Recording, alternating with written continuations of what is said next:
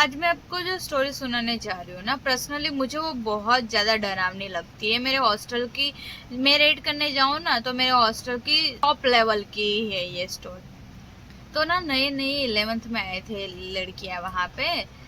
तो उसी में एक लड़की थी जो मेरे गांव के पास की थी।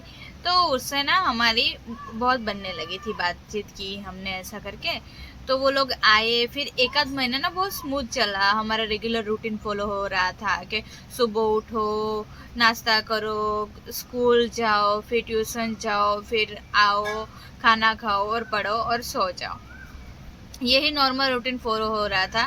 पर एक रात की बात है, तो जो लड़की आई थी 11th में, उसको ना नाइट में रात को ऐसे वॉशरूम जाना था।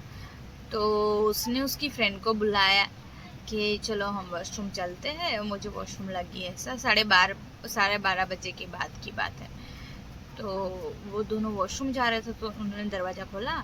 तो हमारे ऐसे थे, ऐसे बड़े बड़े हॉल थे। तो इस एक रूम में 11th वाले रहते थे, 2 रूम थे उसमें 12th वाले रहते थे, ऐसा करके। तो वो सब 11th वाले एक ही रूम में रह रहे थे। तो और बेड नहीं थे तब हमारे यहाँ, उसके बाद फिर हमारे यहाँ ऐसे बेड आए थे, वो आने वाले थे पर हमारे यहाँ इंस्टॉल नहीं हुए थे। तो हम लोग ना नीचे ही गद्दा लगा के सोते थे सब लोग, ऐसा करके। तो वो उठी और फिर वो जाने लगे, उन्होंने दरवाज़ा खोला। तो दरवाज़ा खोला और थोड़े ही 1-2 कदम ही चले होंगे वो लोग, उनको आवाज़ आई ऐसे छम करके। तो उन्होंने पीछे मुड़ के देखा तो कोई नहीं था। फिर वो थोड़े आगे चले, फिर ऐसे छम छम करके आवाज आई उनको फिर से उन्होंने पीछे मुड़ के देखा, कोई नहीं है। फिर वो चलने लगे, फिर से ऐसे छम छम करके आवाज आई। फिर ना उनकी फट गई। फिर उसने सोचा वॉशरूम कुछ जाना नहीं है मुझे, फटाफट रूम में भागो। पर वो थोड़े आगे चल के आ गए थे, तो वो ना ऐसे भागने लगे, ऐसे मुड़ के ना वो भागने लगे अपने रूम के साइड। जैसे उसने दौड़ना चालू किया ना, उसके ही सामने की साइड से ऐसे उसको छम छम करने की आवाज, ऐसे वो ऐसे दौड़ रहे, तो सामने से छम छम छम छम छम करके आवाज आ रही है। ऐसे वो भी सामने से कोई दौड़ रहा है, वो भी सामने से दौड़ रहे, ऐसा करके वो उसके रूम के पास आए। और फिर 2 लड़कियां दरवाजे के पास ही सो रहे थे, 2 लड़कियां ऐसे दरवाजे के पास ही सो रही थी। उसने ना, वो लड़कियों ने दरवाजे के पास से जंप किया और उनका जो गादला था उनके ऊपर ही गिरे, वो लोग गिरे और सो ही गए वैसे ही, ऐसा करके, तो ओढ़ के ऐसा।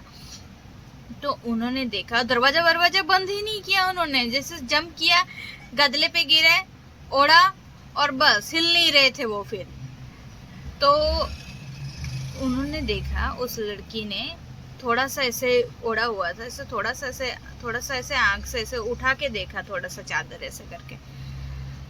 वो क्या देखती है कि वो दरवाजे के पास एक लड़की खड़ी है।